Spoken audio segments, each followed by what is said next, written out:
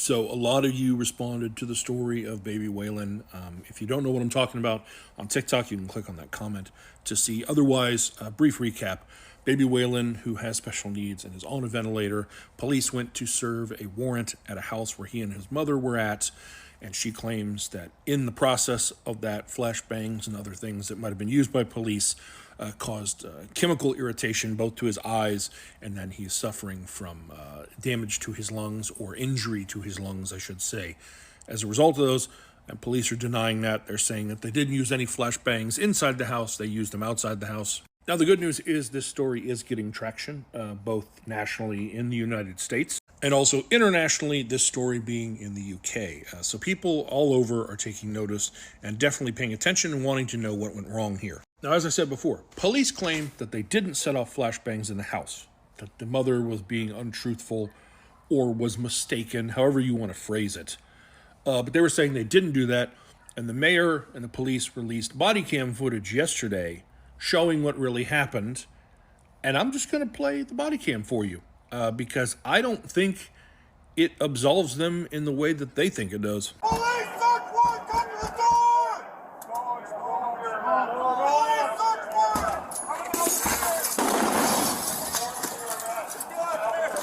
So we saw two bangs go off. One of them is kind of blocked by the officer over here on this side of the screen. And there was another one over here, and I have a different angle of that so you can get a much better view of what happened. Search warrant! Coming down the stairs!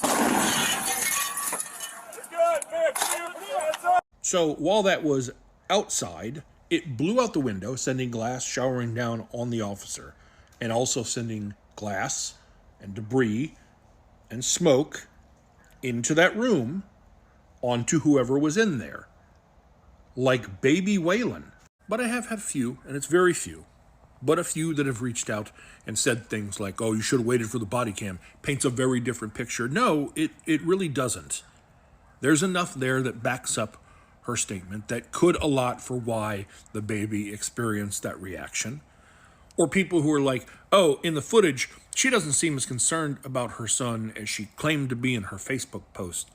You were not there. You were not dealing with that trauma. Something like that happens so quickly and there's so much going on. You know, what she was feeling internally and what she externally stated in a moment of shock and distress, you cannot judge someone based on that.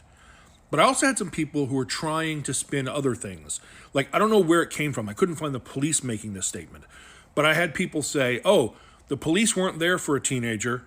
They were there for guns, and it was for that address, and they had a right to be there. Oh, this family's not being truthful. Let me get rid of that right now. In the body cam footage, one of the officers makes the statement, it's the wrong house. Police have since corrected that. He was mistaken saying that. It was the right house, as in it was the address on the warrant that they were supposed to go to.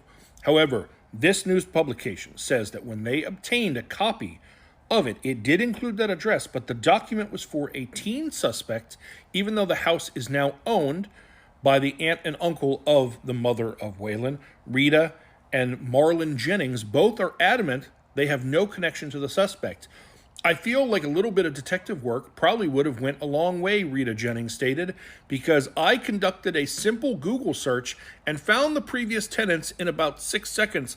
In fact, the previous tenants, the teen suspect they were looking for, allegedly lived just down the street from where these folks live. So they moved just down the street from where they used to live, and police went to the old address instead of the correct address, which is where the person lives now. So yeah, police were at the address that was on the warrant.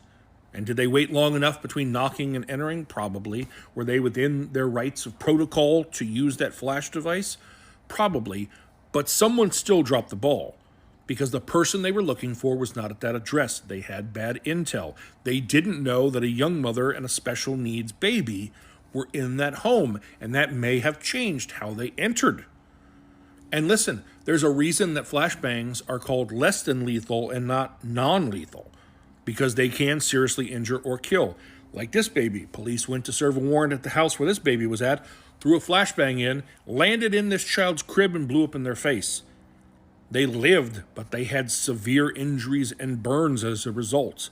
Someone screwed up, Someone had bad information that led to that warrant, that led to these chain of events, and now this baby and this family are suffering, and someone needs to pay for that. Now, the family did launch a GoFundMe. If you go to GoFundMe and type Justice for Waylon, it'd come up. When I posted it yesterday, it was at like 19K. Now it's over 35. So that's great. This is for medical costs as well as like legal costs for them to pursue the fact that they were wronged in this situation.